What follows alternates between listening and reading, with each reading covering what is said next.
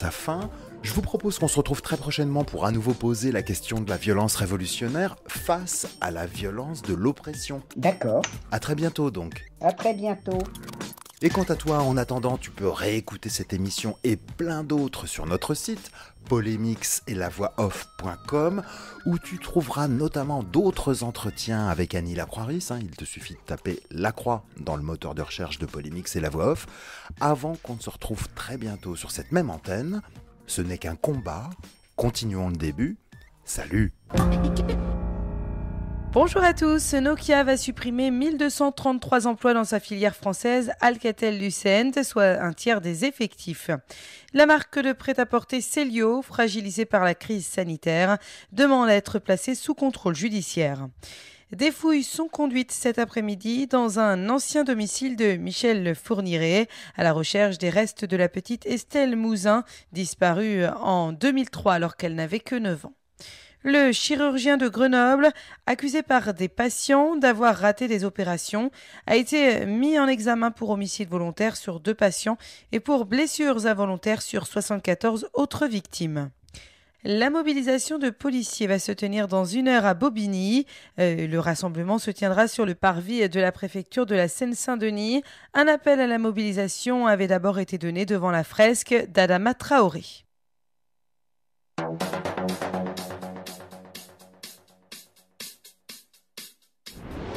Droit citoyen, c'est de l'information libre et citoyenne, en vous sollicitant pour recueillir votre ressenti sur une actualité qui vous ressemble.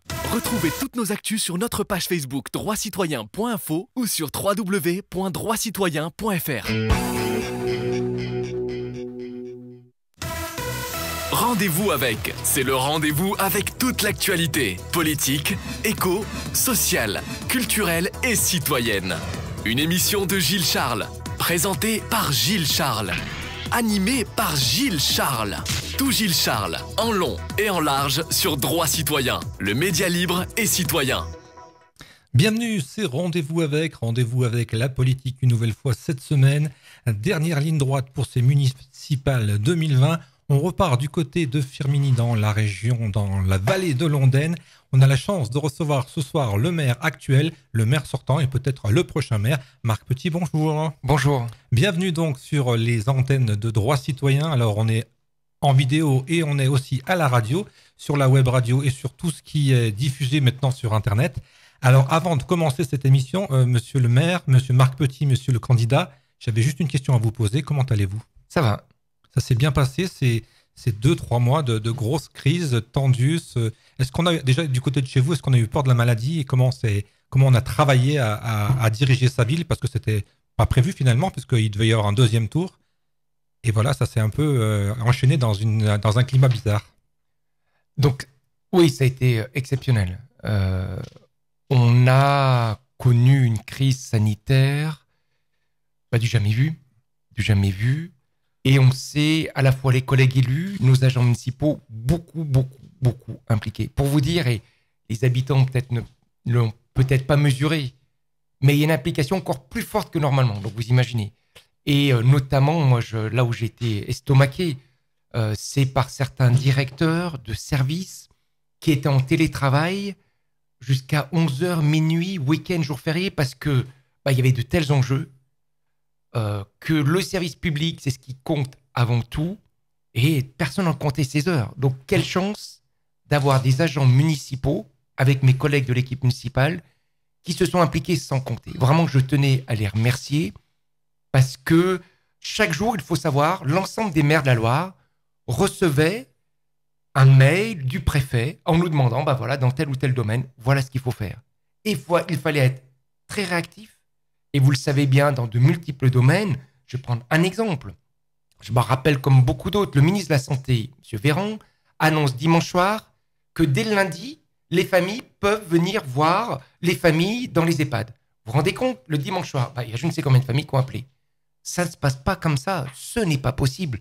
Et on a réussi dans nos 2 EHPAD, donc c'est-à-dire des établissements qui accueillent des personnes âgées dépendantes, voire très dépendantes, qui ont 80, 90 ans, 100 ans et plus, qui ont plusieurs pathologies, de le mettre en place dès le mercredi ou jeudi. D'autres l'ont fait un peu plus tard, mais ça a été ça en permanence. On a mis en place aussi, à nouveau, service public.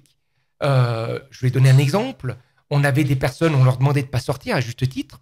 On avait des personnes très âgées ou des personnes handicapées.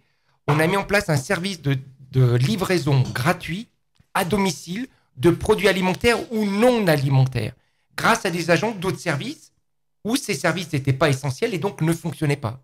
Ou autre exemple, beaucoup de personnes, on a une augmentation très forte du nombre de repas à domicile. Comme partout. Hein. Comme partout.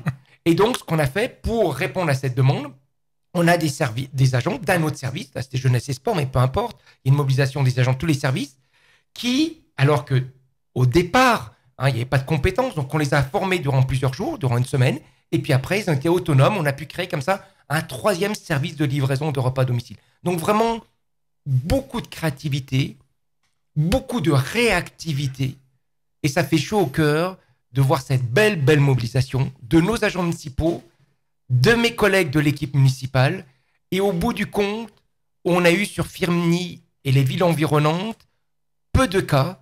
Et là, je peux dire aussi au niveau de l'hôpital de Firminy, on a eu une mobilisation très forte, exceptionnelle, avec plusieurs services, c'est le C5, C6, qui ont été transformés pour recevoir des patients atteints du Covid, avec là aussi une réactivité très très forte. Et globalement, les habitants ont bien, voire très bien respecté les consignes, ce qui fait que sur notre ville et les villes environnantes, on a été relativement peu touchés, même si bien évidemment, on a été touchés. Ça veut dire que vous êtes resté 2 mois enfermé dans votre bureau. Comment ça s'est passé au niveau, j'allais dire, public et privé à la fois? Alors, donc, on a poussé tous nos agents à se mettre au télétravail. Tous ceux qui pouvaient. Alors, il y avait des services essentiels. Je prends un exemple. Service propreté, ils ne peuvent pas se mettre au télétravail. Donc, c'était en présentiel. Service sécurité, pareil. Ils étaient en présentiel. Dans nos EHPAD, foyer du Mail, tous étaient en présentiel. Nos agents de la crèche, petite enfance, ils accueillaient les enfants de soignants. On avait aussi de l'accueil d'enfants, de soignants dans les écoles, tout ça. Donc, ce qu'on a fait, en gros, en général, ce que je faisais souvent le matin en télétravail et l'après-midi, le soir, en mairie. Voilà. Et puis après, ça dépendait, on s'adaptait, etc. Est-ce que humainement et même politiquement, ça vous a permis d'apprendre des choses pendant ces 2 mois sur justement le fonctionnement de l'humain? Alors, ça a été très enrichissant. Très enrichissant. Ça a permis de voir notamment certains agents municipaux et responsables de services. Waouh, ils m'ont fait chaud au cœur, certains. De s'impliquer à ce point, enfin, vraiment, sans compter. Ah oui, chaud au cœur. Et pour vous dire, c'était un point, parce que souvent, parfois, des personnes ont tendance à demander toujours plus. Il y a certains directeurs où je voyais, forcément, quand on est en télétravail presque en continu, en permanence, qui fatiguaient. Parce que c'est stressant. Toutes ces responsabilités. Et puis, il y a ce contexte d'inquiétude, tout ça. Et je leur demandais d'essayer de prendre un peu du temps pour eux, pour se reposer, pour décompresser. Ah non, j'avais jamais vu ça. Jamais vu ça. Pour revenir à la politique, c'est donc les élections municipales. Vous êtes un candidat à un 3e mandat. Comment vous avez réagi le soir du premier tour par rapport à plein de choses, bien sûr, par rapport au fait d'être arrivé 2e, par rapport à votre score, et aussi par rapport à cette campagne qui s'arrêtait net? Alors, surtout, c'est dès le dimanche, le constat, c'est très peu de monde, voire personne dans les bureaux de vote. Du jamais vu. Ce qui était assez logique quand même. Ouais, assez logique, tout à fait. Le Premier ministre, Édouard Philippe, qui annonce le samedi soir, les restaurants fermés, les bars fermés, les personnes de 60 ans et plus, vous ne sortez pas. On a incité les habitants à ne pas aller voter. Donc, soit on annule les élections, ou soit il fallait reporter cette déclaration. Et donc, du jamais vu pour les municipales, du jamais vu. Quasiment personne dans les bureaux de vote. Personne, du jamais vu. Donc, forcément, avec une participation très très faible, où il y a 64 voix d'écart, avec une participation minime. Donc, entre nous, quelle est la signification d'un tel scrutin quand on est même pas à 40% de votants, vous vous rendez compte? Même pas à 40% de votants. Alors que le municipal, comme présidentiel, c'est le scrutin où tout le monde va voter. Tout le monde mesure l'importance. Tout le monde connaît son maire, ses collègues élus et connaissent le rôle. Mais les gens ont eu peur d'aller voter. Le nombre de personnes qui après nous ont appelés ou envoyé des mails en disant excusez-nous, mais on a eu peur, vous voulez leur dire quoi? Mais non, mais évidemment. C'est tout à fait logique. Est-ce que dans votre équipe et dans toutes les personnes que vous côtoyez, est-ce qu'il y a des gens qui ont été touchés? Vous savez, non? Alors, dans l'équipe directement, non. On a eu des agents municipaux, oui. on a eu des agents municipaux, oui, on a eu des agents municipaux, oui. Donc ça va mieux aujourd'hui? Comment ça se passe là? Parce qu'on on a vu beaucoup de chiffres, mais on a du mal à mettre des têtes ou des humains en face de ces chiffres souvent. Alors, comme vous êtes maire, vous les voyez plus que en nous. proportion par rapport au nombre d'agents, c'est très très faible, hein, évidemment très très faible. Mais forcément, quand il y a une personne d'un service, bah, tout de suite, alors il y a des mesures de précaution très fortes qui sont prises. D'une part, alors au début, il n'y avait pas tous ces tests, etc., hein, bien évidemment. Mais après, pendant la période là, de crise, et si ça se produisait, tout de suite, donc les personnes sont mises en quarantaine, et après, il y a des tests. Et puis, même si le test est négatif, donc c'est-à-dire que la personne n'est pas testée positive au niveau du Covid-19, elle doit rester encore 7 jours chez elle. Voilà. Hein, donc, vraiment, il y a des précautions maintenant maximales qui sont prises. Et au départ, pour tout vous dire, avant même que cette crise sanitaire s'installe à ce point, on a eu un agent qui a contracté cette crise et qui a été en quarantaine tout de suite. Voilà, en quarantaine tout de suite avec sa famille. Voilà. Une petite question, c'était la course aux masques. Comment vous avez fait à Firminy pour gérer et pour trouver des masques? Alors, vous avez raison, ça a été la course aux masques. Et j'ai vu beaucoup de polémiques sur les réseaux aussi, donc on peut peut-être en dire un mot. Oui. Mais comment vous avez fait, vous, pour gérer cette histoire de masques? Alors, nous... Je rappelle qu'à Saint-Etienne, on en a donné 2 par personne. Et si on m'écoute, je sais que j'en ai écouté, j'en ai toujours pas eu. D'accord. Comment ça s'est passé? D'une part, je le disais, vraiment, c'était un esprit d'équipe et collectif. Donc, à la fois collègues, élus et surtout nos principaux responsables de service ont contacté les entreprises de la Loire, ligérienne, c'était notre souhait, hein, qui pouvaient nous proposer des masques à la fois de qualité, certifiés et à un prix raisonnable, parce qu'il y en a, il fallait voir les prix, hein, et puis sur le délai. Et au fur et à mesure, par exemple, on a commencé, nous, très vite, dès le début, quand ça a été annoncé, à commander des masques auprès de l'entreprise de Charlus, qui a été très réactive. Ou alors, certains se plaignaient que les masques n'étaient pas esthétiques, c'est vrai, mais entre nous, c'est des masques grand public qui sont certifiés catégorie 1 parce qu'on est devenus tous un peu des spécialistes. Et c'est-à-dire pour les masques grand public, catégorie 1, il n'y a pas mieux. Peut-être qu'ils ne sont pas esthétiques, mais ils protègent. Et au départ, c'est quand même ce qu'on demande. C'était surtout l'urgence. Hein. Exactement. Bon, voilà. Et puis après, quand on a voulu faire une commande pour l'ensemble des habitants, ils ont eu des commandes de millions de masques, vraiment. Et bien après, ils nous proposaient des livraisons que c'était beaucoup trop tard. Donc, il a fallu très vite réagir et essayer de trouver d'autres entreprises. Et alors là, c'était vraiment la course. Et là aussi, vous avez été démarché par des entreprises qui vous ont proposé des masques alors, à des prix prohibitifs? Il y a des entreprises qui nous ont démarché, tout à fait, notamment des entreprises étrangères, hein, en française peu, parce qu'il y avait une telle demande que de manière générale, toutes les entreprises françaises, et même qui se reconvertissaient, je pense les entreprises tissage de Charlieu, voilà, qui sont reconverties, et un bon nombre sont reconvertis, et félicitations, c'est très très bien. Ça montre là aussi la capacité de nos entreprises économiques, de nos salariés à s'adapter. Je parlais des services publics, mais là aussi, on a des entreprises voilà, qui ont un savoir-faire et qui savent s'adapter, produire autre chose. Donc ça, c'est super. Donc concrètement, on a regardé aussi avec Saint-Etienne Métropole. Hein, j'avais participé à une visioconférence avec tous les maires et le plan de Saint-Etienne Métropole, où tous, voilà, au départ, on était dans l'idée, faisons une commande groupée. Et puis après avoir eu notamment la directrice générale des services, numéro 1 des services, vu que la commande était faite pas tout de suite, j'ai eu peur que les masques soient livrés tardivement. Et malheureusement, c'est ce qui a été le cas. Les premiers masques ont été livrés le 18 mai sur Saint-Etienne et les villes de 10 000 habitants et plus sur Saint-Etienne Métropole. Nous, on avait décidé, voyant ça, de faire une autre commande. Et on a eu nos masques qui ont commencé à être livrés de tête dès le 7 mai. Voilà. Donc, c'est vrai que ça a été la course. Comment on fait ça aussi pour le budgétiser? On prend l'argent où pour acheter ces masques? C'est bien sûr une ligne de crédit qu'on n'avait pas prévue. Donc, comment on fait pour payer? Vous voulez que je vous dise, dans ces cas-là, quand il y a un tel contexte de crise, la priorité, c'est de trouver les masques à un prix satisfaisant, parce qu'on a eu un prix qui est satisfaisant. Il y en a qui ont eu des villes qui ont acheté beaucoup, beaucoup plus cher. Et après, la question, c'est, nous, on a des excédents de fonctionnement des années antérieures.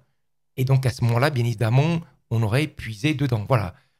Mais voilà, quand il y a une telle crise sanitaire, forcément, le plus important, c'est de pouvoir protéger les habitants. Entre nous, au départ, les villes, et je me rappelle, c'est Roche-la-Molière qui avait commencé à offrir un masque aux personnes de 70 ans et plus. On était, parce qu'il n'y avait aucune obligation, même au départ, c'était l'État qui devait en fournir à tous les habitants. On les attend, on les attend. Et donc, voyant ça, alors que c'est pas notre rôle. C'est pas notre rôle. Quasiment beaucoup de maires, voire tous, après j'ai vu sur Saint-Étienne Métropole, on a décidé, et donc c'est vrai qu'il y a eu beaucoup de polémiques. Franchement, je pense que tous ont essayé de faire le maximum dans un domaine qu'on ne connaissait pas et dans un contexte extrêmement difficile où, au moment d'ailleurs où au départ on nous disait mais non, les masques ne sont pas nécessaires, c'était le discours au niveau national. Et nous, on n'est pas scientifiques, on ne peut pas dire est-ce que c'est nécessaire ou pas. Entre nous, quand on est maire ou même mes techniciens, etc. Voilà. Bon, on en avait dans nos 2 EHPAD. Là, on nous a dit dès le début, dans les EHPAD foyer, donc là, on en avait dès le début. Mais si on nous dit c'est pas nécessaire, voilà. Puis bon, on a vu le changement de discours au fur et à mesure. Voilà, donc on essaye vraiment de faire le maximum pour protéger nos habitants. C'est vraiment ce qui nous a guidés tout le temps, et aujourd'hui encore, parce que parfois on a l'impression que cette crise est derrière nous, mais sans arrêt, on reçoit des consignes, encore tous les jours. Là, par exemple, dimanche dernier, le président de la République annonce l'ouverture des écoles pour une semaine après, le 22. On reçoit le protocole sanitaire que le mercredi. Le jeudi matin, le ministre Blanquer contredit une partie du protocole. Enfin, faut voir, nous, maires, la difficulté à gérer. On essaye, et avec nos agents municipaux, parce que aussi, je peux vous dire, on est en permanence soit au téléphone par mail, ma responsable du service d'éducation, avec mon adjoint à l'éducation, avec mon DGS, tout ça, vu que parfois on se contredit, c'est normal, ma responsable du service d'éducation nous demande à la fois notre adjoint, à moi et puis à mon DGS, qu'est-ce que je fais? Voilà, il y a ce protocole, le ministre a dit autre chose. Voilà, un autre exemple, transport scolaire. On avait normalement un siège sur 2 qui devait être condamné. Donc on sollicite bien évidemment fin de semaine pour lundi. Donc aujourd'hui, les transporteurs scolaires qui nous disent attendez, il y a un décret, parce qu'avec leur fédération nationale ils sont au courant, il y a un décret qui doit tomber dimanche, où maintenant ce sera plus obligatoire comme dans les trains. Parce qu'on a dit, mais pour l'instant on n'a pas le décret. Et vu que vous le savez aujourd'hui, on est dans une société, on dépose plainte sur tout et n'importe quoi, on a décidé, tant qu'il n'y a pas ce décret, on respecte. D'ailleurs, je peux vous dire, globalement, notre ville, notre équipe municipale, notre souci en permanence, ça a été la santé. Pour illustrer, par exemple, sur les écoles. Les écoles, le conseil scientifique disait il ne faut pas de gel hydroalcoolique pour les enfants. Le ministère de l'Éducation nationale disait il faut éviter d'utiliser du gel, mais si vous ne pouvez pas faire autrement, on l'utilise. Donc, c'était possible. On a regardé, on a fait un travail école par école, bâtiment par bâtiment. Et parce qu'en fait, il fallait savoir qu'au niveau des lavabos, il fallait condamner un lavabo sur 2. Donc forcément, quand on a un bon nombre d'enfants, c'est limité au bout du compte. C'est compliqué. Mettre du gel à l'entrée de chaque classe, c'était ce qui avait de plus facile. Que ça soit maternelle et élémentaire, on a refusé. On a suivi tout le temps l'avis des membres du conseil scientifique. Tout le temps. Pour essayer de protéger au maximum nos enfants, le personnel, que ce soit les enseignants et le personnel municipal. Voilà, mais je dirais que ça a été une expérience pour tout le monde extrêmement enrichissante, mais qui continue. Je vous donne un exemple. Vous le savez bien, pendant dimanche dernier, fête de la musique, on a eu plusieurs réunions, les principaux maires de la Loire, avec les présidents de PCI, Métropole, Grand Roanne, tout ça. La dernière réunion, je demande à monsieur le préfet. Le ministre de la Culture a annoncé que la fête de la musique aurait lieu sous une autre forme. On aurait bien besoin de savoir sous quelle forme. Il ne savait pas. Le préfet ne savait pas. Ils avaient souvent les directives la veille, parfois. Donc, personne ne savait. Au niveau national, voilà. Et donc, au bout du compte, c'est seulement quelques jours qu'on nous a dit, pour la fête de la musique, vous n'avez pas le droit à un rassemblement de plus de 10 personnes. Pas de podium. Donc, vous en doutez, on fait rien dans ces cas-là. Mais, autre exemple, je pourrais donner 1000 exemples. Ce qu'on vit au quotidien, on a sur Firminy de nombreuses animations l'été.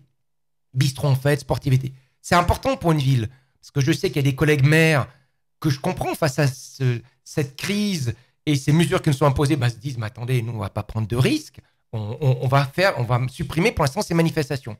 Ce que j'ai souhaité, ce qu'on a souhaité tous avec mes collègues d'équipe municipale, c'est qu'on essaye jusqu'au bout de maintenir, comme on a fait pour la fête de la musique, mais après, au bout d'un moment, on ne peut plus. Donc, les bistrots en fête qui devaient avoir lieu, c'est une animation musicale avec un bistrot, avec un café. C'est le moyen de soutenir l'activité des cafés et dans la période, ils en ont bien besoin. Et puis, c'est un groupe local qui vient, soit départemental, soit régional, etc. C'est toujours un bon moment de fête. Voilà. Et donc, à cette heure-ci, c'est pas possible. À cette heure-ci, c'est pas possible. On espère. Donc, on a décalé les dates avec tous les groupes parce que là aussi, au niveau musique, tous ces musiciens, vous en doutez, ils sont au chômage. Exactement. Bonjour les conséquences. Bonjour les conséquences. Donc, on a reporté les dates au mois de juillet. Mais là, pareil. Donc, on a regardé avec ces groupes, avec les cafés, tout ça. On n'en sait rien. On n'en sait rien. C'est le flou total. Exactement.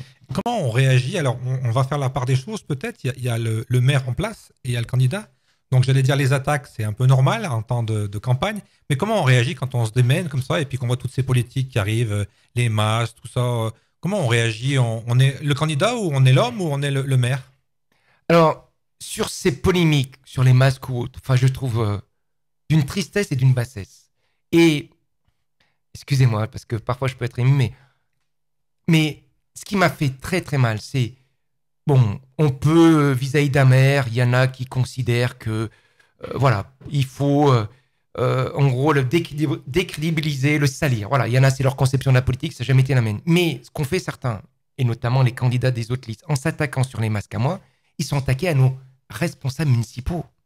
Je vous le disais tout à l'heure, c'est eux qui sont impliqués, qui sont démenés en cadre. Vous vous rendez compte, certains, jusqu'à 23h, minuit. Non mais, il faut être humain aussi. Et quand on est candidat, qu'on postule, il faut être sérieux.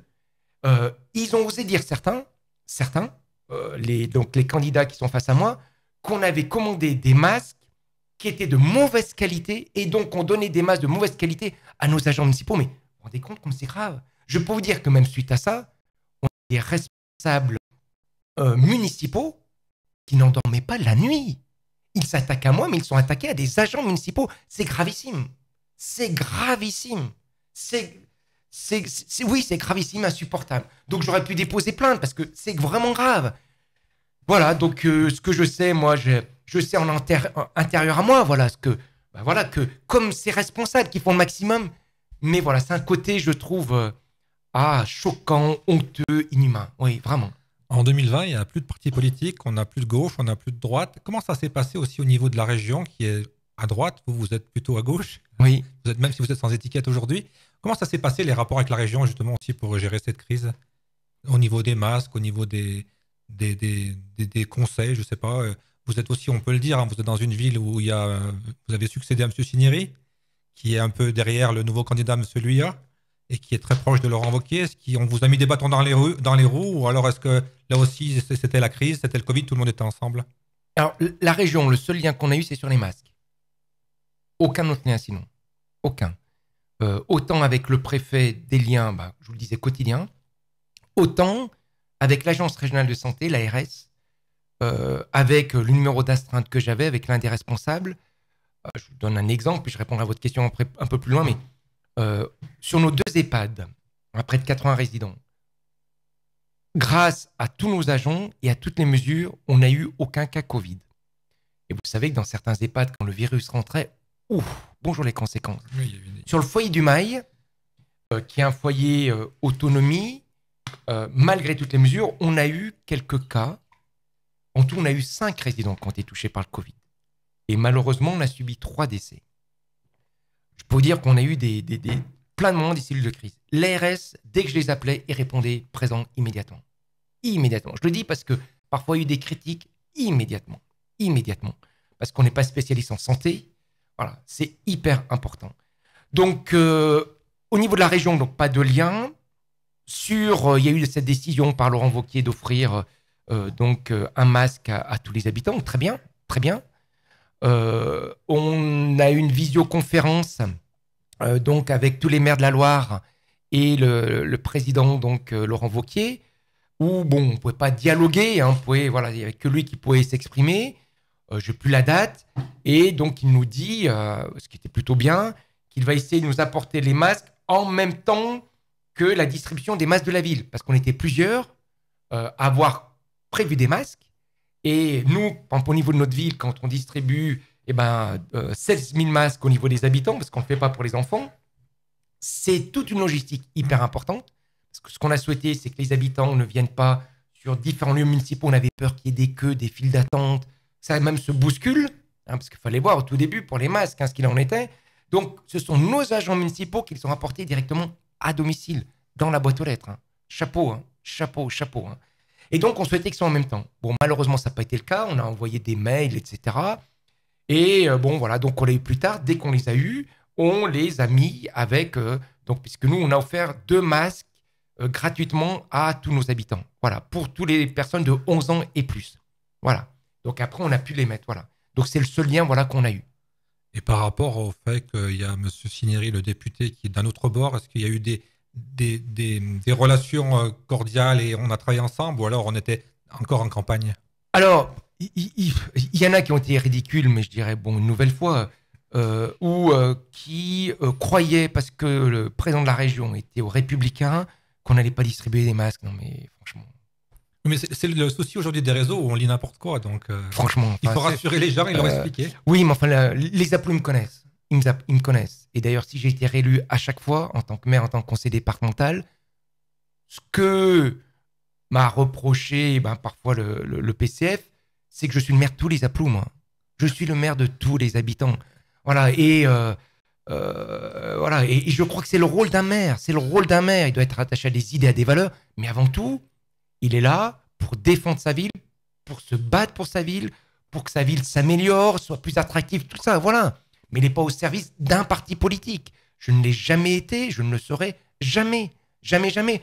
Donc, si on nous offre des masques qui viennent de Pierre, Paul et Jacques... On les prend quand même. Évidemment, évidemment. On va revenir à la... On aurait eu des renforts, je sais pas moi, d'agents spécialisés. On aurait été heureux entre nous. Bien on sûr, aurait été heureux. Je donne un exemple. Nous, au niveau de nos 2 EHPAD et notre foyer, c'est une gestion budgétaire autonome, propre, avec un propre budget, en lien avec CCS de la ville de Firminy, le département pour tout ce qui est dépenses et l'agence de régionale santé pour tout ce qui est soins. Et vu la crise, nous, au niveau de la ville, on a mis en permanence 9 agents spécialisés en hygiène, parce que c'était l'une des grosses priorités, 3 par foyer en permanence. Donc, ça faisait beaucoup plus au total. Entre nous, on aurait eu, mais je comprends bien, au niveau des collectivités, chacun était confronté à cette crise, on aurait eu des renforts, on aurait dit oui tout de suite. Oui tout de suite. Le fait pendant 3 mois d'être au front comme ça, est-ce que ça amène un avantage aux maires sortants par rapport au deuxième tour? D'être plus exposé, plus généreux, j'allais dire presque, en offrant des masques, en offrant des plus à sa population, son attention. Est-ce que ça amène un plus pour ce deuxième tour? Tout le monde est à égalité ou alors ça vous a surexposé? Alors, si la gestion de la crise avait été catastrophique, ça aurait été un handicap. Ouais. Les Aplous sont aperçus, malheureusement, alors là, cette crise, elle est mondiale, mais on a vécu d'autres crises, rien que ces derniers mois. Les Aplous se rappellent bien, puis tous les habitants, la dernière Vauque des Noix, on a eu un drame. Tout à fait. C'était la première fois, ça faisait depuis des décennies que c'était pas arrivé. Et ils ont vu le maire avec son équipe et nos agents, quand on est avec 150 forains, c'est particulier. Et on a réussi, pour vous dire qu'il y avait d'énormes inquiétudes, même la préfecture, en termes de sécurité. Parce que dans certaines villes, il faut voir comment ça s'est passé. Cette crise, on a réussi à très bien la gérer. Quelques mois auparavant, on a, par rapport à cette crise climatique, avec ce réchauffement, eu des rafales de vent énormes qui ont emporté d'un seul coup la toiture du firmament. Là aussi, pareil, on a été très réactifs. Donc, c'est vrai que avec mon équipe, avec nos agents municipaux, les Aplous mesurent que s'il y a des crises, on a cette expérience, et heureusement entre nous, ça aurait été une équipe complètement inexpérimentée. Je pense malheureusement que...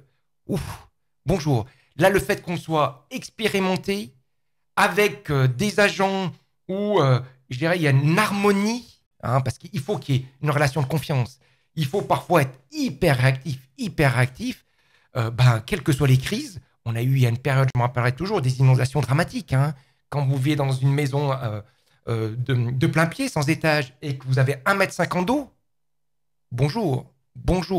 Donc, malheureusement, alors j'espère que, comme toutes les autres villes, qu'on soit le moins touché possible. Mais on a, je dirais, cette expérience, ce savoir-faire, où, oui, forcément, c'est un atout, et que je n'avais pas, évidemment, au début.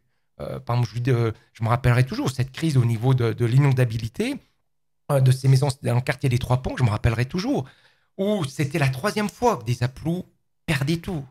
Une fois, ça va, mais 3 fois, bonjour. Compliqué, et donc, je venais d'être élu depuis quelques mois.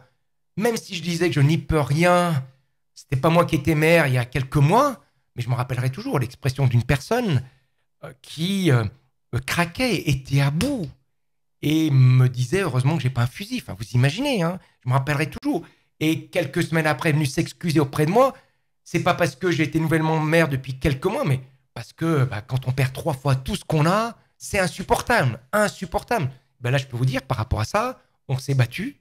Et aujourd'hui, parce qu'autrefois, dans ce quartier des Trois Ponts, qui est le quartier du Mas, dès qu'il pleuvait fortement, tous les habitants ne dormaient plus. Ne dormaient plus.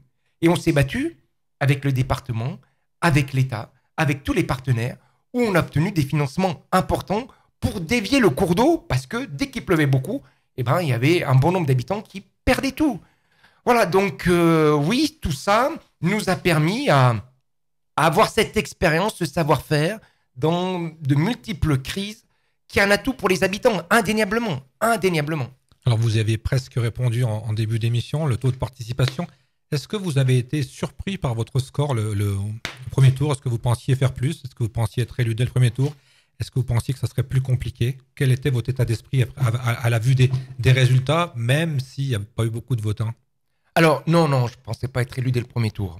Avec 4 listes, non, ça ne s'est jamais fait à Firminy. Hein. Oui, non, mais il y a eu des cas similaires dans la Loire. Hein. Ça s'est jamais fait. Je pense fait. notamment à Saint-Chamond, où le maire a été réélu au premier tour. Alors, ça c'est, en tous les cas, Firminy, ça s'est jamais fait, quels que soient les maires. Bon, un maire qui était une figure, à Firminy, c'était Théo Vialmassa, figure de la résistance, tout ça.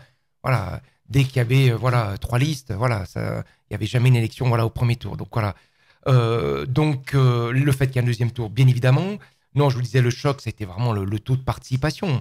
Ce taux de participation extrêmement faible et qui conduit à ce que les personnes, je dirais, les moins politisés, qui ne sont pas membres d'un parti politique, et qui vivent, parce que ceux qui sont membres d'un parti politique, quelle que soit la crise, voilà, ils viennent voter. Voilà. Et nous, alors, on a le soutien on a une liste à la fois caractérisée avec des membres issus de la gauche.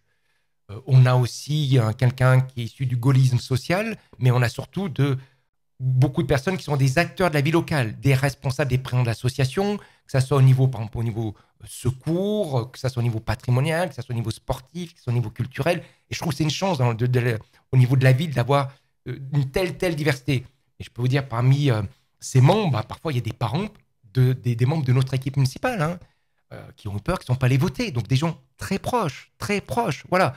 Et donc dans notre comité de soutien, on avait eu dès le sort du premier tour, je ne sais plus si on était à 900 membres du comité de soutien, mais il y en a beaucoup qui ne sont pas allés voter, voilà. Beaucoup qui ne sont pas allés voter. Donc, le fait que non, cette chute de la participation nous a désavantagés de manière énorme. L'abstention, elle est partout, donc on peut pas l'évacuer. Mais est-ce que vous ne pensez pas aussi que toutes ces affaires judiciaires, cette polémique qui revient sans cesse depuis 2 ans, ça a fait qu'il y a des gens qui sont restés chez eux aussi? Oui, ça peut avoir un effet aussi, tout à fait. Mais vraiment, à ce qu'on a ressenti, c'est la peur d'aller voter. Mais inimaginable, la peur d'aller voter. Comment on se sent donc à l'approche du deuxième tour, même s'il a fallu attendre 3 mois pour faire ce deuxième? Est-ce que vous étiez pour justement ce deuxième tour le 28 juin, vous?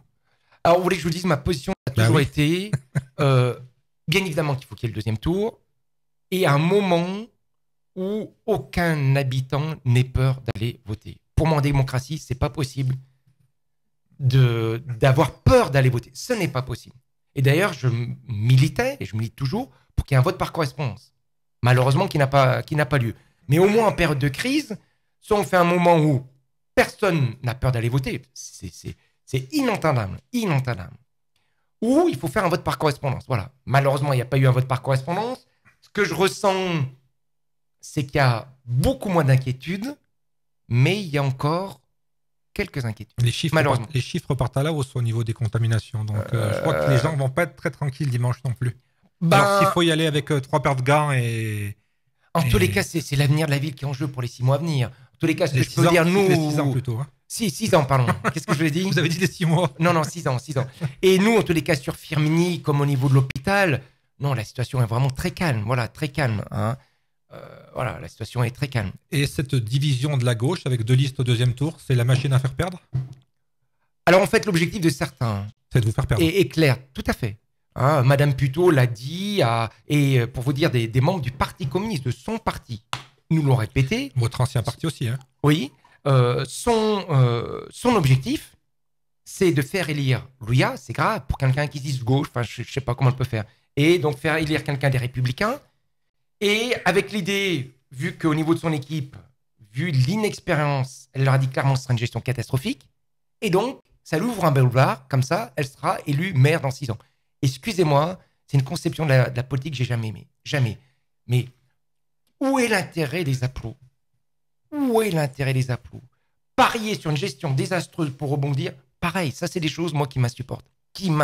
Et d'ailleurs, sachez, et c'est important, que suite à ça, beaucoup de membres de son parti, à Firminy, ne la suivent plus.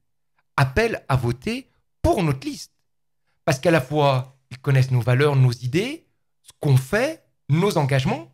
Et je peux vous dire, c'est quand même triste. On a d'ailleurs des membres du PCF qui sont aussi sur notre liste. On en a beaucoup qui appellent à voter pour nous, vraiment une très grande majorité. Et face à ça, elle a décidé avec quelques-uns d'engager des mesures d'exclusion. Bonjour le sectarisme. Parce qu'ils osent appeler à voter pour nous. Enfin, franchement, là aussi, où est l'intérêt de la ville? J'ai pas rencontré tous les habitants de Firminy, mais j'ai rencontré 3 des 4 candidats. J'avais l'impression, vu de l'extérieur, que ce qui pose problème aujourd'hui à Firminy, c'est Marc Petit, son nom.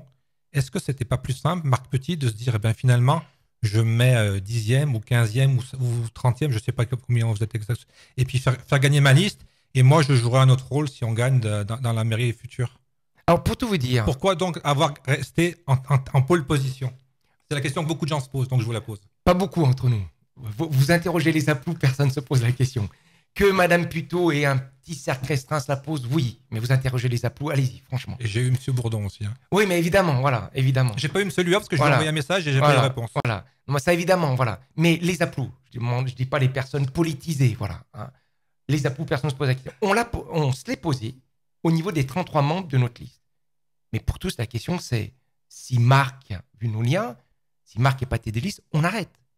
On arrête, pourquoi? Parce que la plupart pensent qu'on n'a aucune chance. Et puis, voilà, on est un groupe, on a une équipe, on a confiance. Et d'ailleurs, ils ont proposé même, je me rappelle, la liste a plutôt la deuxième de notre liste, voilà. Hein, bon, Julie Perron, peu importe le nom, voilà, ils ont proposé deuxième. Elle m'a appelé, mais elle était effarée en disant, mais moi, je ne veux pas prendre ta place. C'est tout à son honneur parce que Yana, c'est pas une puto, disons, voilà. Hein. Et surtout, franchement, par rapport à l'expérience, tout ça, je me sens pas capable. Je me sens pas capable pour notre ville, voilà. Et par contre, moi, je veux apporter ma contribution. Elle est sportive, elle est dans l'éducation, elle aime la culture, plein de domaines, voilà. Mais donc, et tous étaient pareils, tous. Et sinon, entre nous, bah oui, on aurait changé. Mais vous demandez d'ailleurs à tous les applaudissements, voilà, la question ne se pose pas. Et d'ailleurs, si d'ailleurs notre liste, en étant soutenue par aucun parti politique, on est les seuls, si on a fait 34%, bah, c'est lié à cette expérience et les copains et pensent aussi que si je n'avais pas été tête de liste, on n'aurait jamais fait 34%. Pour vous dire, au départemental, en mars 2015, alors que j'ai été soutenu par 5 partis politiques de gauche, PCF, Front de gauche, Parti de gauche, Nouvelle Donne, etc. J'ai fait 34% à Firminy. Donc le même score. Vous êtes l'homme des 34%. Alors, au deuxième tour, non, beaucoup plus. Voilà. Mais donc concrètement, et là, sans soutien d'aucun parti politique. D'ailleurs, il y a des collègues qui leur ont dit, vous connaissez une autre liste sans le soutien d'aucun parti politique qui aurait fait 34%? Dites non. Non. Ça veut quand même dire, si vous gagnez les élections, que ça va être quand même compliqué pendant 6 ans. Ah non. Firminy, non. Ah non. Toute cette contestation, elle va disparaître? Ah bah d'une part, ce qu'on ressent, alors je vous parlais de la grande majorité des membres du PCF de Firminy qui appellent à voter pour nous, ou certains qui n'osent pas parce qu'ils ne veulent pas qu'on les exclue, mais qui vont voter pour nous et qui nous ont dit, les socialistes de Firminy, parce que maintenant le groupe Juban est exclu, puisqu'ils sont partis avec En Marche, donc appellent à voter pour nous, le représentant du parti radical de gauche appelle à voter pour nous, l'EPI, qui est un parti gaulliste social, appelle à voter aussi pour nous. On a encore même plus de présidents d'associations qui appellent à voter pour nous. Enfin, le rassemblement, il se fait autour de notre liste. Et donc pourquoi ça sera beaucoup plus facile? C'est Monsieur Petit.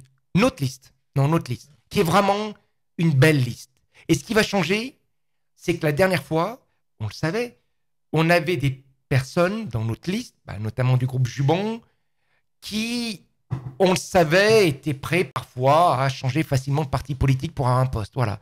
Et où il y avait une confiance parfois qui était un peu réduite, voire limitée. Et au cours de ce mandat, qui a été parfois, oui, très, très limitée. Alors que là, vraiment, on le sait, on a une totale confiance. Et je peux vous dire, des collègues qui étaient adjoints aux conseils municipaux disent dans le cas de la campagne, mais qu'est-ce que c'est super d'être une liste avec qui on a une totale confiance. Ça peut paraître aller de soi, mais parfois, il y a des personnes qui rejoignent un parti avec des arrière-pensées. Voilà, je vous donnerai un exemple, moi, qui m'a choqué, mais choqué. Ma première adjointe était membre d'aucun parti politique. Elle était une ancienne vice-championne du monde du 100 km. Donc, une sportive, une très, très grande sportive. Non seulement de très haut niveau, et en plus, qui avait organisé une épreuve qui s'appelle l'Équidène, une épreuve de l'Équidène de France à Firminy. Organisatrice, avec son équipe. Quand vous voyez qu'il y a une personnalité comme ça, ben, voilà, ça, je ne l'ai jamais demandé voilà, si elle votait, je ne sais pas, PC, PS, Europe Écologie. Pour moi, c'était une chance d'avoir un tel acteur.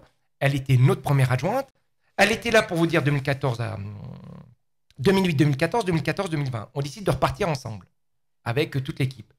Elle se retrouve, Madame Juban la pousse lors d'une inauguration du parc Vincent Brenon, alors qu'elle décide de repartir avec nous. En 2014, elle se retrouve, Martine Cuisonne, les pieds dans l'eau. Parce que Madame Juban voulait être en photo à côté de moi. Et j'ai dit à ma collègue, à Martine, je lui dis, mais pourquoi t'étais pas là? Donc c'est là, parce que j'ai pas vu. Et c'est là qu'elle m'a dit. Et elle, elle a jamais couru pour être devant les photos. Ça n'a jamais été ça. Elle m'a expliqué ce qui s'est passé. Vous vous rendez compte dans une équipe? Et on décide de partir ensemble. Et là, je peux vous dire, je vous garantis, ça, avec tous les membres de l'équipe, justement, le seul état d'esprit, c'est pas être sur la photo, c'est pas faire un croche-pied devant l'autre. Non, c'est Firminy, c'est notre ville. Voilà. Donc là, je peux vous dire que... Équipe unie, donc. Ah oui, très unie. Si vous êtes élu maire le 28, ce que je vous souhaite, qu'est-ce qui se passe pour la métropole? Vous redeveniez conseiller à la métropole? Comment ça se passe? Alors, président de quelque chose? On est donc forcément après, voilà, conseiller métropolitain. Et puis après, bien évidemment, il faut que le maire de la ville puisse être vice-président, bien évidemment. Voilà, comme ça a été le cas précédemment. Voilà. Donc, on repart de zéro si vous êtes élu.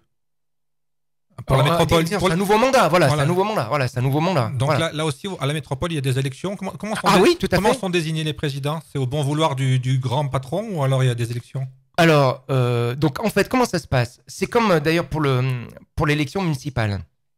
C'est un petit peu différent, mais l'élection municipale, donc dimanche 28, on élit le maire et son équipe. Après, il va y avoir, au bout de quelques jours, un conseil municipal, ce qui s'est passé d'ailleurs il n'y a pas si longtemps pour ceux qui ont été élus au premier tour. L'installation des maires. Voilà. Et c'est le conseil municipal qui élit le maire. Voilà. Et par contre, c'est le maire qui nomme, voilà, les adjoints. Au niveau de métropole, on a tous les conseillers métropolitains qui ont été élus par les habitants. Ils vont se retrouver, ils vont élire le président et ils vont élire aussi chaque vice-président. C'est les conseillers métropolitains qui élisent le président et les vice-présidents. Par contre, bien évidemment, c'est le président qui propose les vice-présidents. Mais si, et c'est le cas d'ailleurs à chaque fois, des membres du conseil métropole estiment que voilà, tel vice-président, il n'est pas bien, ou même le président, c'est ce qui s'est passé à chaque fois, il y a un autre conseil métropolitain qui peut se proposer face à celui qui est proposé en tant que président ou en tant que vice-président. C'est ce qui s'est passé à plusieurs reprises. Très bien. On va passer à la culture. Vous avez nommé Mme Juban, elle ne peut pas répondre, bien évidemment, parce qu'elle n'est pas là. J'ai été surpris de voir que vous inauguriez la nouvelle saison culturelle sans l'adjointe. Là aussi, comment ça se fait que quelqu'un qui est pendant 6 ans adjoint à la culture, qui se présente contre vous, donc avec une autre liste, n'est pas présente quand même pour présenter la saison? Tout simplement, on avait pris un engagement en 2014, comme d'ailleurs en 2008. Et l'engagement qui a été pris par tous, signé même. Si on vote contre le budget ou qu'on s'abstient, forcément, on ne fait plus partie de l'équipe municipale. Nous avons découvert lors du conseil municipal, je dis bien découvert, alors que Madame Juban et son groupe ont fait part de leurs propositions pour le budget, que même on a retenu leurs propositions dans plusieurs domaines. On a découvert le jour même du conseil municipal cette alliance avec le candidat des Républicains, M. Louya, pour faire tomber le budget. Forcément, quand on vote contre, on ne fait plus partie de l'équipe municipale. Je l'ai dit, comme avec mes collègues. D'une part, on est tombé de la chaise. Mais sérieusement, enfin, vous imaginez. Heureusement que ça ne se produit pas souvent, dans beaucoup de villes. C'est trahison, comme ça. Et donc, forcément, en décidant de voter contre, de s'allier avec l'opposant, on ne fait plus partie de l'équipe municipale. Je dirais que ça va de soi. Mais d'ailleurs, pour vous dire, Madame Juban connaissait la date et l'heure de la conférence de presse.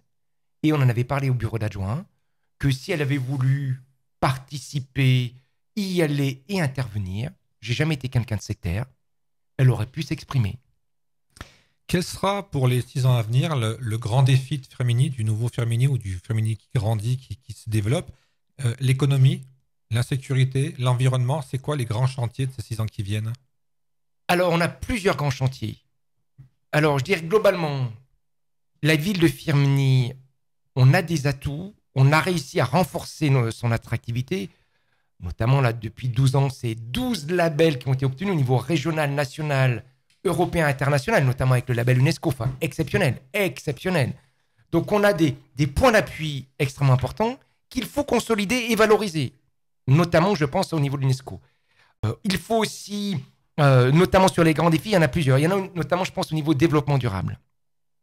On est la première ville de la Loire à être classée ville en transition écologique et sociale, où, pour vous dire, on produit des légumes bio à Firminy. On a recruté un maraîcher, enfin, superbe expérience, et ces légumes bio vont servir au repas pour les enfants des cantines scolaires et pour nos résidents de foyers personnes âgées. On veut aller beaucoup plus loin. Pour dire l'objectif qu'on s'est fixé, pour les enfants des cantines scolaires, c'est qu'il y ait 75% de produits bio d'ici 2026 ou circuit court. Donc, aller beaucoup plus loin. Ça, c'est un défi important parce que... Pardon ? Je vous coupe sur les cantines. Oui. Est-ce que les autres produits sont aussi de la région? Est-ce qu'on fait travailler peut-être les agriculteurs de la région, les maraîchers? Bon, on a parlé des légumes et des fruits. Comment ça se passe aussi au niveau de tout l'environnement? Alors, est-ce qu'on va chercher le produit le moins loin possible? Alors, on est confronté quand on a un certain seuil donc financier, et nous c'est le cas, donc au marché public. Et au niveau des marchés publics, sur certains seuils, on est obligé de faire un appel à concurrence.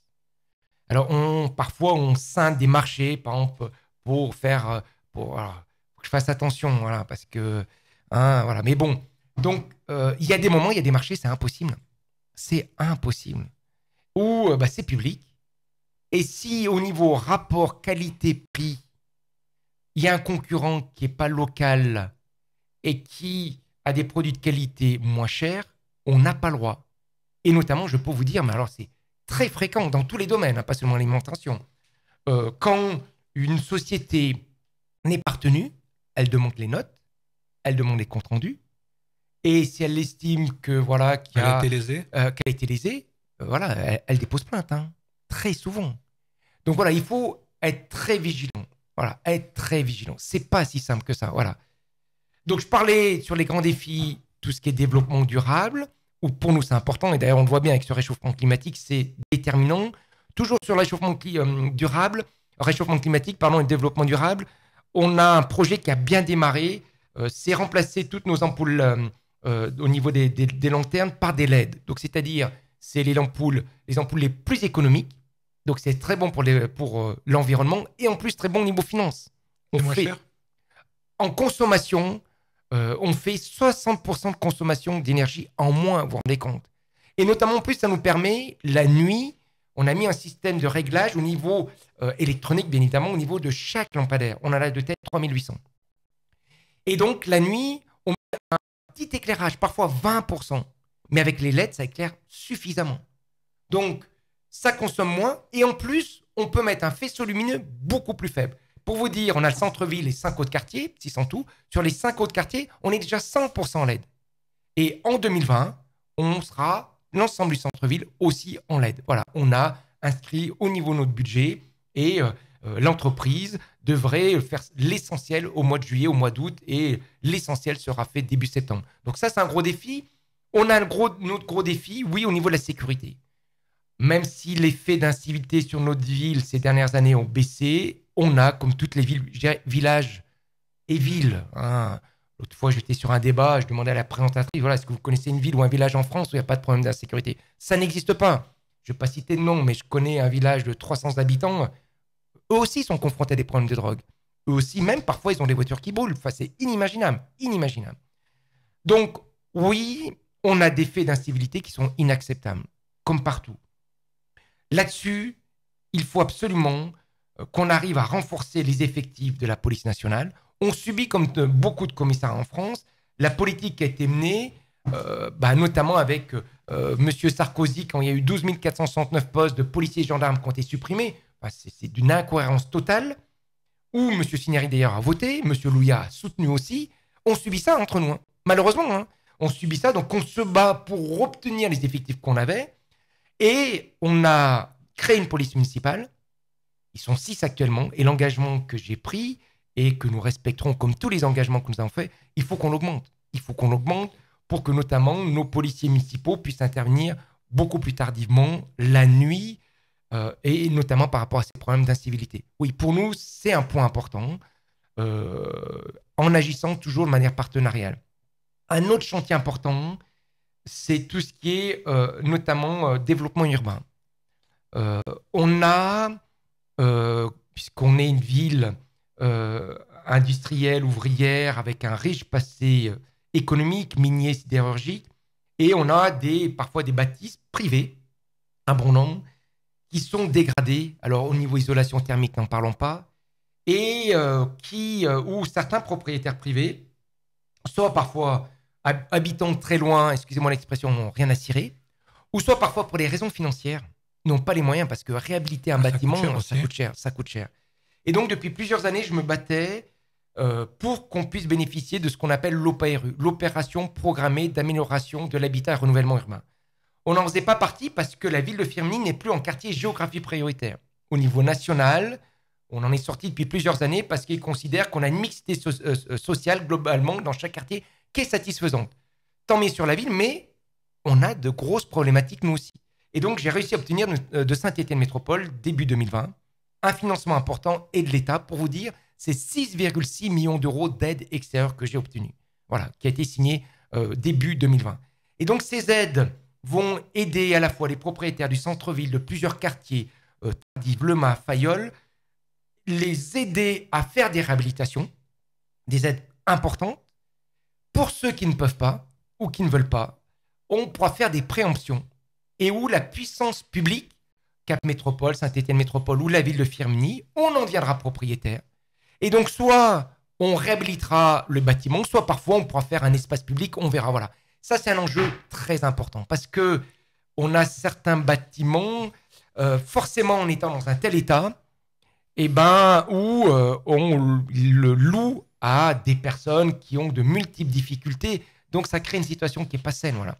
Donc, ça, c'est un enjeu pour ce mandat qui est déterminant. Et on a aussi un bon nombre de bâtiments qui sont inlouables. Inlouables, vous vous rendez compte? Inlouables. Donc, en même temps, alors qu'on a un centre-ville avec 3 marchés, avec près de 500 commerces artisans, avec une vie sportive, culturelle très riche, où notre ville de Firminy est très attractive. Donc, ça peut permettre, en plus, de faire revenir plus d'habitants au centre-ville. Voilà, donc c'est tout lié. Ça, c'est un gros défi. Et ça, en plus, on a obtenu les moyens. Parce que la ville de Firminy, ces millions d'euros, on peut parler, hein. Mais sans ces aides extérieures, on ne pouvait pas. C'était astronomique, astronomique. Au niveau des voitures aussi, quelles sont les solutions d'avenir? On fait des parkings à l'extérieur, on limite les voitures dans le centre-ville. Est-ce qu'il y a un projet aussi pour la circulation des voitures? Parce que ça aussi, c'est je ne sais pas si les appelons, mais généralement, tous les citoyens et les habitants réclament de moins en moins de voitures dans les centres-villes. Alors, oui, vous avez raison, hein. On en parle beaucoup à la fois en France et puis dans les pays européens, occidentaux, tout ça. J'ai vu des villes en Espagne qui n'ont plus du tout de véhicules dans les villes. Les gens ont râlé pendant quelques temps et maintenant, ils en sont bien contents. Oui, tout à fait. Ce qu'on a fait, c'était notamment en lien, nous, avec notre projet qui était embellir la place du Breuil, qui est la place centrale de la ville. Centrale. La place légendaire. La place légendaire. Donc, concrètement, comme partout, hein, ma démarche, c'est pas aller au bulldozer. Je trouve qu'il faut co-construire avec les habitants. Et là, on a voulu avec les habitants, avec les commerçants artisans, les professionnels, parce que on a beaucoup de professionnels. Voilà. Donc, et on a pris nettement plus de temps que prévu. Mais j'ai préféré. Et on a même fait appel à un cabinet extérieur pour avoir un regard extérieur. Parce que beaucoup de professionnels économiques étaient inquiets en disant « Oh là là, si on supprime plein de places en centre-ville, on va avoir perte de chiffre d'affaires. » Donc, faire part d'autres expériences aussi. Et donc, on a pris du temps, mais on a réussi à co-construire ensemble, je trouve, un beau projet. Un projet qui va libérer des places de stationnement sur la place du Breuil pour la végétaliser, mettre beaucoup plus d'arbres, avec l'idée, sous ces arbres, notamment qu'on puisse mettre à la fois des terrasses pour les bars. On a un restaurateur qui va installer très prochainement, qu'on puisse aussi se restaurer, voilà. On va mettre aussi une petite rivière, voilà, rajouter un peu de fraîcheur, voilà. Une place, parce qu'aujourd'hui, sur la place du Breuil, j'ai entendu aussi, je me rappelle toujours aussi, j'ai en tête lors d'une réunion, une maman avec des petits bouts de chou qui disait, mais attendez, moi, quand je me balade avec ma poussette sur la place du Breuil, j'ai peur parce qu'il y a des véhicules qui rentrent, qui sortent dans tous les côtés.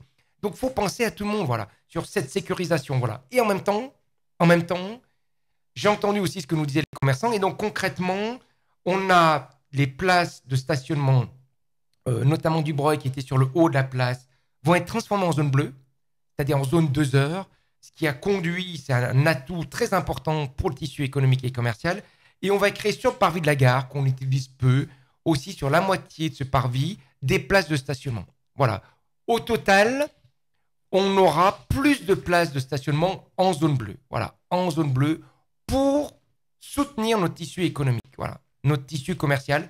Et on aura un espace libéré au niveau de la place du Breuil pour justement aussi que cette place soit encore plus belle, plus attractive, qu'on ait plaisir à flâner, voilà, qu'on ait plaisir à boire un verre, qu'on ait plaisir à manger, voilà. Tout en pensant, pour vous dire, on a la 3e fête foraine de France. J'allais y venir. Voilà, que les manèges puissent aussi venir. Donc, vous le voyez, on est obligé de réfléchir à toutes ces problématiques. Et ce qui caractérise Firminy depuis toujours, c'est que notre fête foraine de France, elle n'est pas en périphérie. Pour vous dire, on est les seuls de France à avoir autant de manèges en plein centre-ville. Justement, j'allais y venir. Quel est l'avenir de cette vogue suite à ce drame que vous avez évoqué en début d'émission? Est-ce que l'édition 2020, elle va avoir lieu? Elle va être différente?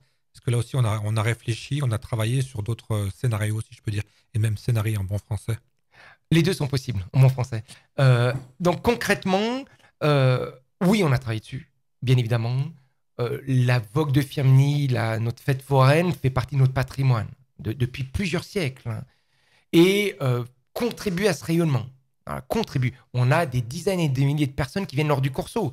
On a atteint, là, au cours de notre mandat, de mon mandat, notamment un moment, il faisait super beau, c'était pour de tête le 40e anniversaire, on a eu jusqu'à 100 000 personnes, enfin exceptionnel, voilà.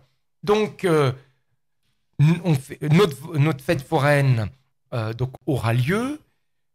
On a dû, alors que les mesures de sécurité étaient très fortes, on a dû encore plus les renforcer. Et notamment faire appel à un bureau d'études extérieur en plus. Donc tout ça, ça a été prévu. La seule question que nous avons, c'est par rapport au contexte de crise sanitaire. Voilà. Alors, qu'est-ce qu'il en sera au mois d'octobre? Personne ne le sait. Personne ne le sait. Donc voilà, c'est notre interrogation, mais je dirais comme toutes les manifestations. Voilà, en tous les cas, oui, elle aura lieu, elle fait partie de notre patrimoine, nous y sommes tous attachés, et donc nous avons conçu cet aménagement de la place du Breuil tout en permettant d'accueillir nos manèges. Je vous donne l'exemple du ruisseau, c'est ce qu'on a fait par exemple sur le parvis de la gare, où on a une belle fontaine avec plein de couleurs, hein, mais on a prévu que des poids lourds, je peux vous dire, les poids lourds des forains, c'est pas des petits poids lourds, hein. Bonjour les poids lourds, qui puissent supporter ces tonnes, voilà, c'est prévu aussi, hein. Donc, et ça, c'est un travail partenarial avec tous les collègues, tous les élus de l'équipe municipale et avec tous nos agents, avec chacun son savoir-faire, voilà. Ça veut dire que la place du Breuil, elle va être en travaux, il va y avoir des périodes où ça sera un peu compliqué? Ah ben oui, bien évidemment. C'est combien de durée les travaux qui sont prévus? Alors, pour tout vous dire, ce qu'on a prévu, et là, c'est l'engagement que j'ai pris et qu'on respectera que nous avons pris, c'est pour nos commerçants artisans, et vu l'enjeu, alors je dirais encore plus au lendemain de la crise sanitaire, l'engagement que nous avons pris, c'est qu'avant de faire les travaux au niveau de la place du Breuil, on créera les places de stationnement supplémentaires au niveau du parvis de la gare. Voilà. Il faut faire les choses dans le bon sens. Exactement, voilà. Donc là, ce qui est prévu, hein, on est en relation avec Saint-Étienne Métropole, parce que maintenant, tout ce qui est voirie, ça a été transféré à Saint-Étienne Métropole. On est en relation, puisqu'il y a un bureau d'études qui a été mandaté, et l'objectif, c'est de faire d'ici la fin de l'année 2020 les travaux au niveau du parvis de la gare. Voilà, c'est ça qui est prévu. On commence par le parvis de la gare, et dans un second temps, on fera notre place du Breuil. Alors, la dernière fois que je vous avais reçu, vous m'aviez donné la définition d'Apelou. Là, j'ai une nouvelle question. Pourquoi on dit la vogue des Noirs? Je le sais, mais je vous la pose. Oui. Eh bien, je vous le disais, ça fait partie de notre patrimoine. Et à l'époque, donc au moment de cette fête foraine, donc on avait beaucoup de noyers et donc beaucoup de noix qui étaient récoltées. Et donc c'était donc une fête suite à ces récoltes, voilà, comme je dirais, vous demandez à des agriculteurs au moment du foin. Moi j'ai ça avec des images en tête. Voilà, j'ai participé à des agriculteurs quand ils coupent l'herbe, qui bottellent, etc. Et c'est un moment aussi festif. C'est un moment où ils se donnent beaucoup, hein, comme voilà, nous pareil. Et puis à la fin, voilà, il y a un petit moment festif, voilà. Et donc c'était ça, voilà. Après cette récolte, etc. Et donc il y a eu des animations qui ont toujours changé. Pour vous dire, il y avait beaucoup plus d'animaux à l'époque, voilà. Il y avait des lutteurs, voilà. Il n'y avait pas tous ces engins électroniques, bien évidemment. Mais cette vogue a perduré, voilà. Et je trouve que c'est beau cet état d'esprit qui est perduré. Les échéances, donc le 28, c'est le deuxième tour des élections municipales. Une dernière question politique. En 2021, le conseil départemental se renouvelle. Est-ce que vous serez là aussi candidat ? Alors écoutez, chaque chose en son temps, hein, voilà, vous en doutez. Ma priorité, et je dirais mon attachement plus fort, c'est ma ville, vraiment, ma ville. Je trouve que c'est un beau mandat qui est passionnant, qui n'est pas facile parce que parfois on en prend plein la tête, mais qui permet de faire de belles choses aussi, qui permet d'avoir des liens avec les habitants. Alors il faut aimer le contact avec les habitants, hein, ça c'est sûr. Faut aussi, je dirais c'est comme un sportif, un musicien, il compte pas son temps, bien évidemment, hein, voilà. Mais quand on arrive à faire naître des choses, je prends l'exemple, la régie agricole. Au départ, quand on nous a proposé cette idée-là, je pensais que c'était... Alors, je trouvais l'idée très belle, mais ça me paraissait complètement utopique. Et quand on est maire, attendez, il faut être réaliste aussi. En 2 ans, on a pu le faire. Vous vous rendez compte ? En 2 ans. Donc, on arrive à faire de très, très belles choses. Et ça, je trouve, c'est passionnant, enthousiasmant. Marc Petit, on a fait le tour. Je vous remercie d'être venu. On vous souhaite beaucoup de votants pour le 28. Et puis, on espère vous retrouver dans les mois qui viennent. Et encore une fois, bon courage et merci d'avoir accepté l'invitation à Droit Citoyen. Merci à vous aussi et bonne poursuite. Nous, on se retrouve du lundi au vendredi sur Droit Citoyen à 19h15. Et on se retrouve également demain, encore une fois, avec la politique et la politique stéphanoise. Nous aurons tout d'abord Olivier Longeon qui viendra parler à votre place. Et nous aurons également, pour finir la saison en beauté, le député Régis Joannico. À demain. Rendez-vous avec tout Gilles Charles, en long et en large sur Droit Citoyen.